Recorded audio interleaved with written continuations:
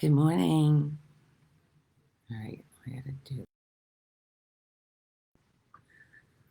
There we go. There we go. There we go. Gonna wait a few minutes. We've got guests. So I am doing this outside because the boys are watching YouTube.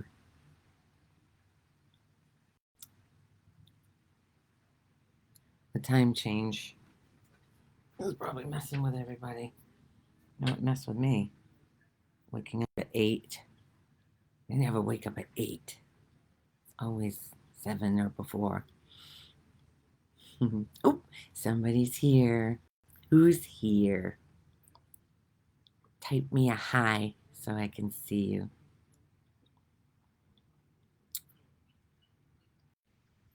I did an interview on Friday, or somebody interviewed me, Kelly Sammy from Nurture Your Soul. She's had a near-death experience, and we've known each other for years. And she interviewed me on Friday, and she edited it. It's ready to go live, and I just watched it. She sent it yesterday. So it's going to be on both of our YouTube channels. I'll post it here on my Facebook page too. It's pretty much about my journey. Some of it, anyway. An hour can't cover it. It's a little over an hour. Pretty good. I watched it and I wasn't cringing too bad. Okay, so now the viewer went down to 1. I mean 0. I'm just going to start anyway. I had written about what is your story of me? Each story that we have about somebody is exactly who they are to you.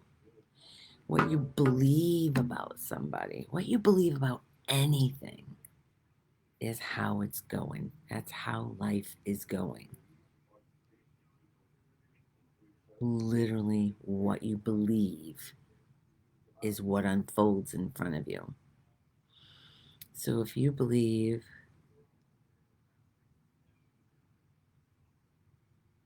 let's take this one for example, that Walmart puts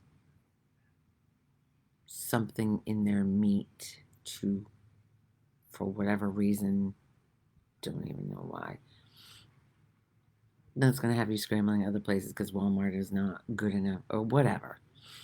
And I'm not saying it's a bad thing, but we are driven by what we believe. We just something comes across the screen and it's taken on as a belief. I'm not going to go there anymore. I'm not going to, and I will judge other people who are going there. Actually, a big one I noticed having guests when we're driving, the road rage, like someone's out to get ya. When driving's just happening, somebody pulls out in front of you, you can swear, get all enraged inside about what that person did to you. I'm a victim of them. They're going on with their life. You're the one, the body's going, got all this energy inside that it doesn't know what to do with because it's an instant, I'm a victim of that person. Oh, here we go back to the victim thing. Seems like it always goes back there because when we're identified with our body and mind, we are victims.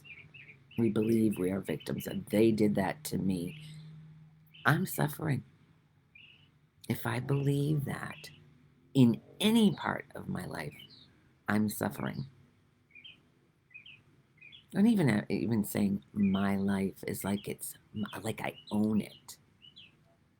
I'm not the one doing any of this.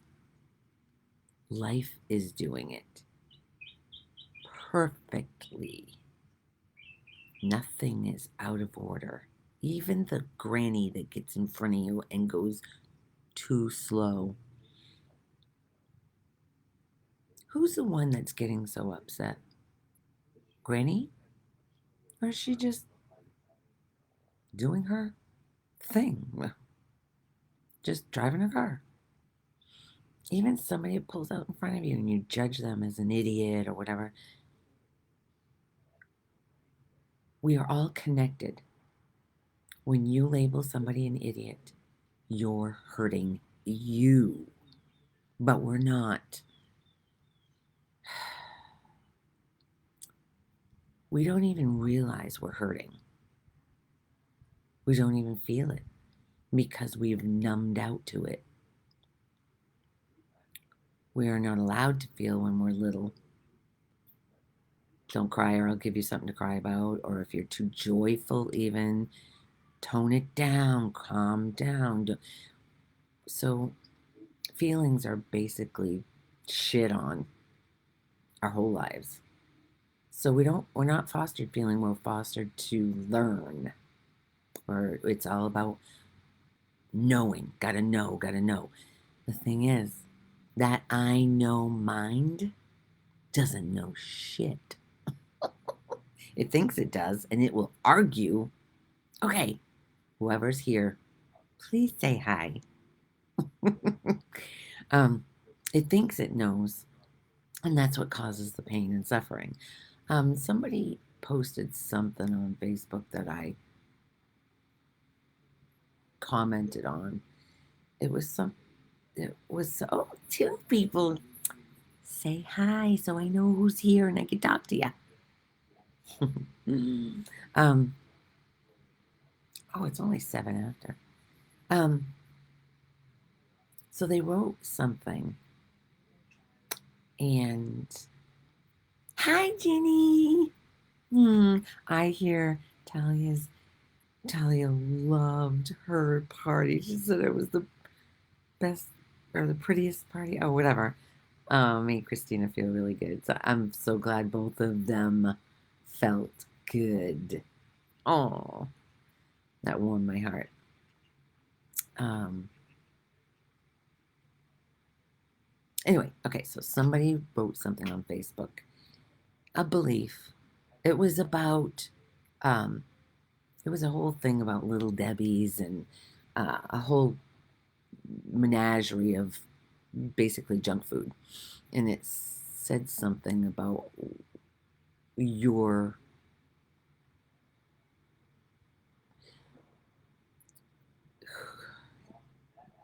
how the hell did it say that? Something about your what you eat or what, it's not exactly what it said, but I said, no, you're not. It was very special. Yeah. I'm so glad she felt so special. Yeah. Anyway, and I said, nope, not true. Pipa, my dad, is living proof because he basically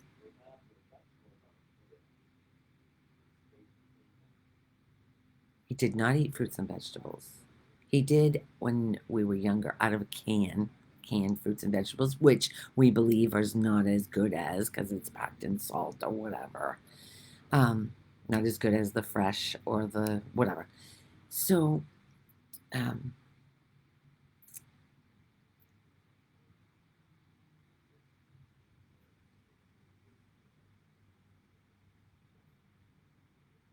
so somebody else came back with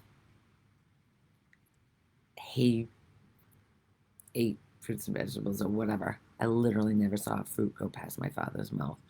Anyway, he lived, he drank heavily till he was 68. Peter and I took him to the hospital because he was severely malnourished and dehydrated. He was only drinking whiskey. He wasn't eating anything. So his body was shutting down. He couldn't stand up. So we took him, and he never had a drop to drink after that. And he ate Little Debbie's and blah, blah, blah.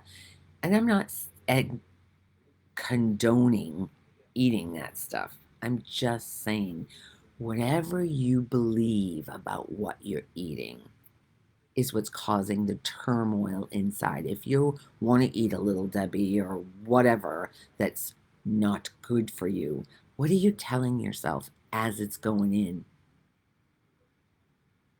He lived to be 84, 84 plus. My mom was diabetic. She lived to be 85. Diabetic that ate chocolate, devil dogs every day, licorice, the chocolate, the Ghirardelli chocolates were her favorite. And when we went in her place, there was so much chocolate. And what she was eating was the Ensure drinks. That was her meals, basically. She didn't eat fruits and vegetables very often at all. She's 85 years old. I don't know about you, but that's a pretty long life. She said that she lived a great, she says, I had a good life, Law, at the end. She was not afraid. She knew it was time. And it's not such a fearful thing for me. I mean, this body is, say there's going to, I see an accident coming on, like whatever. I'm sure there's going to be that fight or flight, oh my gosh, it's going to die, that the body reacts. But sitting here in that reactionary, maybe, but after watching her pass, we don't have anything to fear. When I was interviewed by Kelly this Friday, she's had a near death. She died. She killed herself basically because she didn't think she was worthy, and she thought people around her would be better off without her. She knows that this isn't it. If you watch any of if Jeff Mara, Jeff Jeffmara, he has an awesome YouTube channel that just, if you want to know about any near-death experience, he's interviewed, I don't even know how many people. It's very popular on YouTube right now. Anybody who's had a near-death experience, it used to be hidden because it was so, what they felt immediately was unconditional love. And they also talk about the expanse of what we truly are, not these bodies and minds, when they realize they have to come back. First of all, they don't want to come back in this body. All of them say, no way, you aren't getting me back in. And they realize, they just squeeze that consciousness, that big, the spirit or whatever, that's boundless, endless, the light that we are, to get it back in dumbs it down, makes it, they all say it's unbelievable to try to get back in. But when they came, there was one that talked about a car accident happening, and I could actually feel this. He's in the car and he said he saw the accident coming and he was braced for it in the second, and his spirit just went right out. It just, and it was watching everything that is happening. What we are, that spirit, that light, isn't separate. It can't be cut up. I used to use the analogy of, take a paper bag and put 7 billion holes in the paper bag. 7 billion or 8 billion, however many humans are on this earth. Take that paper bag full of holes, turn it upside down. Visualize this with 7 or 8 billion holes in it. Take a light bulb, a lit light bulb, and put it up inside. We are the light bulb. We are the light. Doing this through, that was loud. We are the light that's coming through each seemingly individual entity. Everything is that light. There's no separation. The plant, the table seems solid, but when you look at it through an electron microscope or whatever, it comes out the matter isn't what we think it is. It is not solid. We just believe it to be. In the dream, the night dream, nothing is solid. And you are going from place to place to bump, bump, bump, because you don't believe the personality isn't there. The just the light. The body and mind isn't there. It's just the light that's in the dream. This dream is it's the same thing, only we believe it to be real. We have all these beliefs about separation and solidness and borders, boundaries. That isn't real. We are one with it all.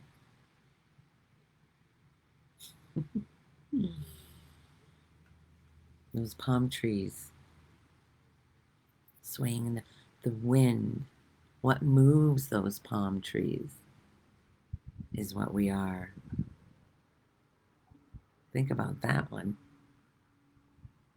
You can't see the wind, but it makes those palm trees go. You can't see the essence of us, but it makes us move. It makes words come out. The only thing that's separate is the mind believing we are this. And it's possible to drop the idea, identify with that essence and not this body and mind. And I'm not here saying I am, because when it's down inside, I just heard this message and I realized that it felt like home, just like everybody that's crossed over.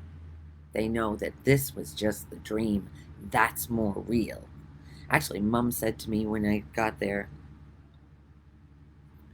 Thursday morning, we were there Wednesday, but Thursday morning, she, as I went in, she goes, "Do you want to know what it's like in heaven?" And I said, "Yes." She says it's a field of daisies and chrysanthemums as far as you can see. And I was running through the field with two nuns on either side of me. We had two nuns in our family. And she said, I said, "How did it feel?" She goes, "Light." Felt light. What the heck? I could not have asked for a better crossing for my mom and me. She reiterated, I lived Gloria's life, that was her name, not mine. I know I've talked about this recently, I just can't. Friday, I was putting her underwear on. We bought her some underwear when Dad was dying last year at this time. She didn't like it. She really didn't like it. I had picked it out, said this is probably good. She didn't like it, and I used as I did something wrong. Typical identification with this body and mind. You can't do it right for somebody else. Anyway, I ended up with the underwear and I love it. It's so soft, but when I put it on, I'm thinking of her and I'm smiling and feeling so much love. Where, when her body was here, I only felt the criticism. Now, she was just being who she was for me to wake up to this dream. That criticism, only reason it hurt is because there's already a belief that I can do it wrong. There's already, if she criticized me and called me a pickle, I would have laughed because I don't believe that. But I did it wrong by getting the wrong underwear. That cut deep. So this mind was using her to either wake me up or beat me up. And then when you believe you're a victim of them, I don't know if you're following this. This is friggin' deep. If you believe you're a victim of them, that's the most suffering. You resent them. You don't even see the love that they are and what they have, the love they are really showing you by being the catalyst for you to see that you're not this body and mind and you're not the victim. My mind was using her to beat me up. But on the other coin, it was only showing me what I'm already thinking and believing about myself. That isn't true. That's why it hurt, because it wasn't true. It's freaking deep, but boy, it's freeing. It's freeing to realize that every person that you have an issue with holds the key to your heart. Because whatever they said about you, if you resist it, instead of embracing it, okay, thank you for showing me what I'm already thinking and believing subconsciously about myself that I don't even know is there. They are showing you. That's why we're all walking each other home. Every single one of us is walking each other home.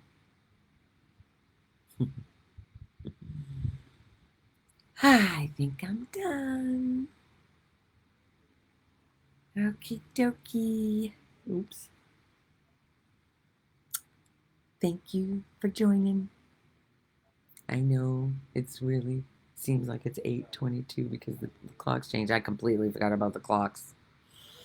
Anyway, I love you because you're me. And if you have something negative to say and I react to it, it's where I'm already believing. So thank you in advance. Have a great week.